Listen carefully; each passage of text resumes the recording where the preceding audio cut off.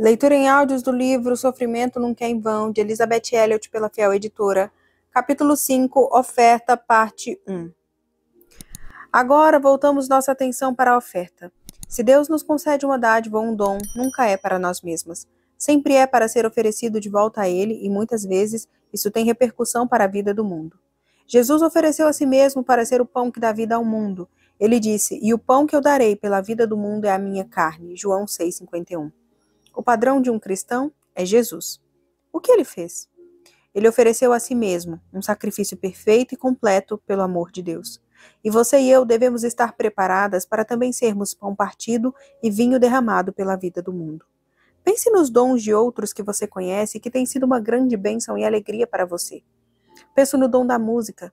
Tenho um sobrinho que é violinista profissional e tem um dom incrível. Ele não toca seu violino só para si em seu pequeno apartamento. Aquele dom está a serviço do mundo. E creio que, de algum modo, isso é verdadeiro para todos os dons que Deus nos concede, ainda que isso não esteja evidente desde o começo. Entre as grandes dádivas da minha vida estão meu marido, minha filha, meus netos, e há momentos nos quais posso ser bem egoísta acerca dessas dádivas. Contudo, tenho de reconhecer que eles não são apenas para mim. Ao contrário, também essas dádivas que considero como minhas precisam ser seguradas com uma mão aberta e oferecidas de volta a Deus, juntamente com o meu corpo e tudo que eu sou. Você está familiarizada com a palavra de Paulo em Romanos 12:1. Rogo-vos, pois, irmãos, pelas misericórdias de Deus, que apresenteis o vosso corpo por sacrifício vivo, santo e agradável a Deus, que é o vosso culto racional. Gosto particularmente dessa versão, pois traduz a última expressão como algo que se assemelha a um ato de adoração inteligente. Ora, se eu apresento a Deus meu corpo por sacrifício vivo, então isso inclui tudo o que o corpo contém: meu cérebro, minha personalidade, meu coração, minhas emoções, minha vontade, meu temperamento, meus preconceitos, minhas falhas e todo o resto. Tudo é apresentado a Deus como sacrifício vivo. Deus, afinal, me deu um corpo no qual eu vivo. Começo a ver tudo na minha vida como uma dádiva. E quero realmente dizer tudo.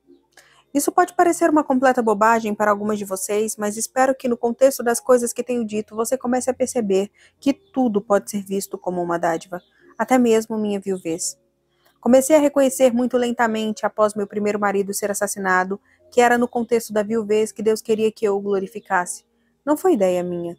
Foi algo que Deus não apenas permitiu, mas também, num sentido bem real, que eu comecei a entender aos poucos, me dera por ter em mente algo diferente.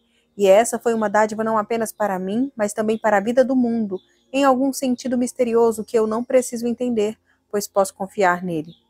Sob essa ideia de considerar a forma como uma oferta se relaciona com a ideia de sofrimento, quero considerar 3 coisas e depois vou expô-las. Em primeiro lugar, tudo é uma dádiva. Em segundo, há diversos tipos de ofertas que posso fazer a Deus. Ou poderíamos dizer que queremos pensar em uma oferta como um sacrifício, e quando uso a palavra sacrifício em relação à minha própria vida, a ênfase não é em perda, desolação ou renúncia. A ênfase é no fato de que Deus me deu algo que posso oferecer de volta a Ele. Falaremos disso um pouco depois. E em terceiro lugar, a coisa mais importante é a oferta da obediência. Ao acordar de manhã, tento manter a prática de fazer de minha oração a primeira atividade do dia. É bom falar com Deus antes de começar a falar com todos os demais. Tento começar minhas orações pela ação de graças. Sempre há uma longa lista de coisas pelas quais alguém deve ser grato. Uma delas é o fato de eu poder me levantar de manhã, poder estar num lugar confortável, olhando para uma bela paisagem. Agradeço a Deus pelo descanso da noite, pela saúde e a força, pelo trabalho a ser feito. Sou muito grata pelo trabalho. Pense em alguém como Johnny Erickson Tada e o que Johnny não daria para apenas ter uma oportunidade de lavar os pratos, talvez uma única vez, ou fazer o pior dos trabalhos que eu e você podemos odiar. Agradeça a Deus por você poder levantar-se. Eu agradeço a Ele por minha casa, por meu marido, por minha saúde, pelo dinheiro que temos, pela comida que temos, pelas roupas para vestir, pelos netos, pela minha filha e assim por diante. E todas vocês têm listas igualmente longas, tenho certeza. Mas acontece que nem sempre acho fácil incluir nessa lista o espinho na carne, a palavra que meu marido disse me machucou, afinal ele faz isso de vez em quando. Sou casada com um pecador. Eu não sei com que vocês, mulheres casadas, se casaram, mas até onde sei não há de fato nada mais com o que se casar. E para mim sempre é um bom exercício lembrar-me de que o coitado do meu marido também se casou com uma pecadora. Então agradeço a Deus por aquele marido, com suas imperfeições, que nem são tantas assim. Mas agradeço-lhe pelo conjunto particular de dádivas que ele me concedeu naquele homem e que eu posso oferecer de volta a Deus com ação de graças. Quando José foi levado ao cativeiro, jamais poderia imaginar o que Deus tinha em mente para os anos futuros. Mas, em Gênesis 45:8, lemos as palavras de José para seus irmãos. Assim, não fostes vós que me enviastes para cá, e sim Deus. Aquilo parecia uma coisa horrenda. Irmãos invejosos odiando seu irmão mais novo, desejando livrar-se dele, decidindo matá-lo, e então percebendo que poderiam ter algum lucro com ele vendendo-o ao cativeiro. Ele vai para o Egito e é feito escravo. Cedo ou tarde ele acaba na prisão e mais coisas lhe acontecem. Isso parece uma dádiva de Deus.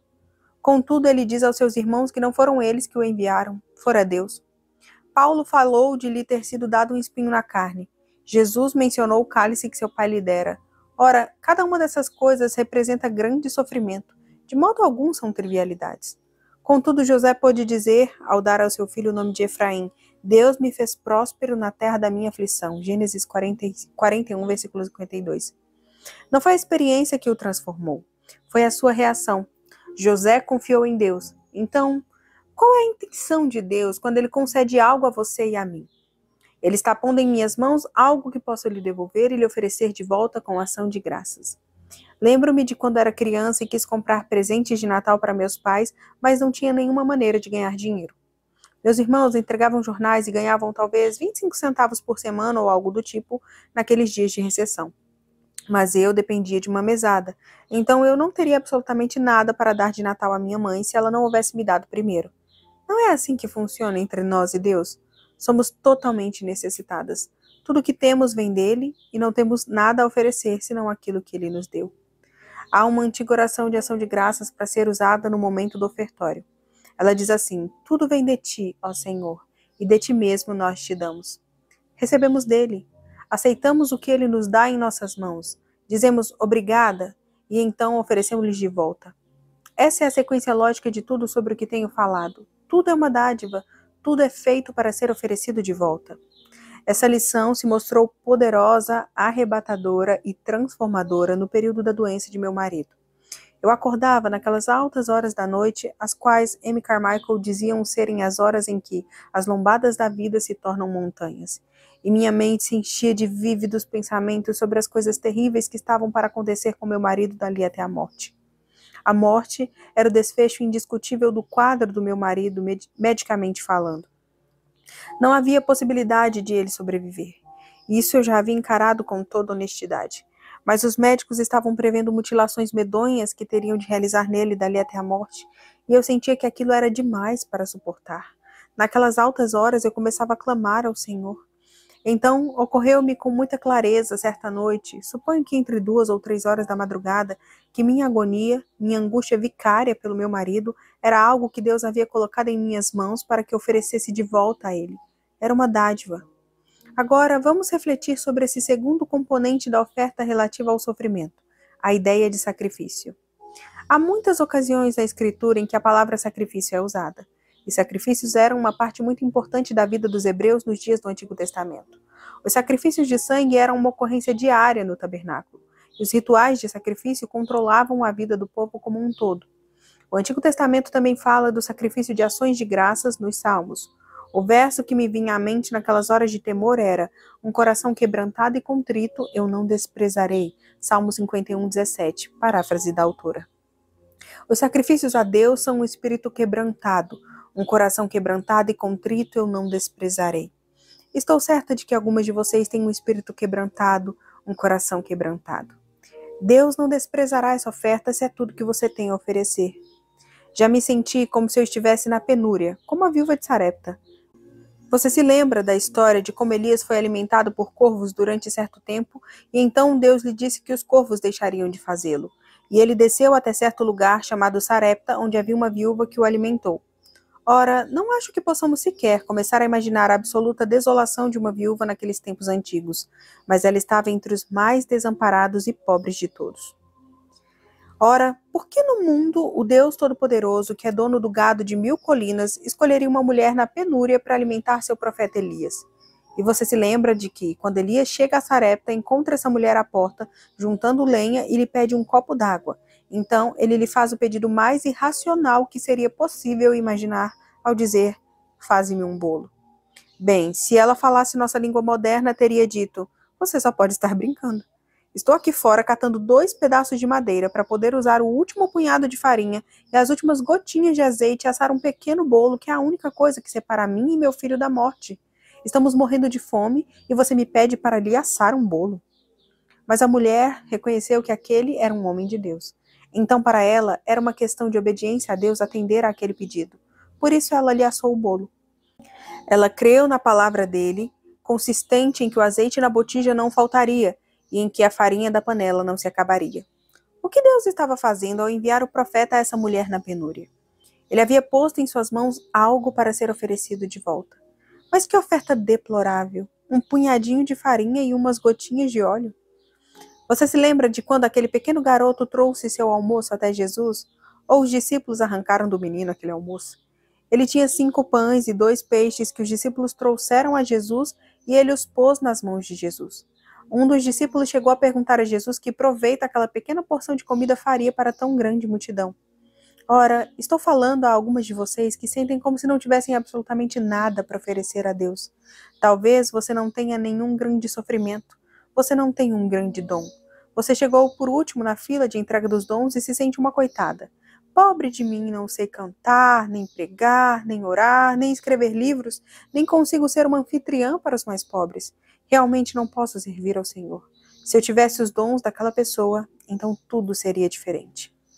Não sei com quem estou falando, mas tenho certeza de que aqui há algumas de vocês que estão pensando: qual é o proveito da minha oferta para essa multidão?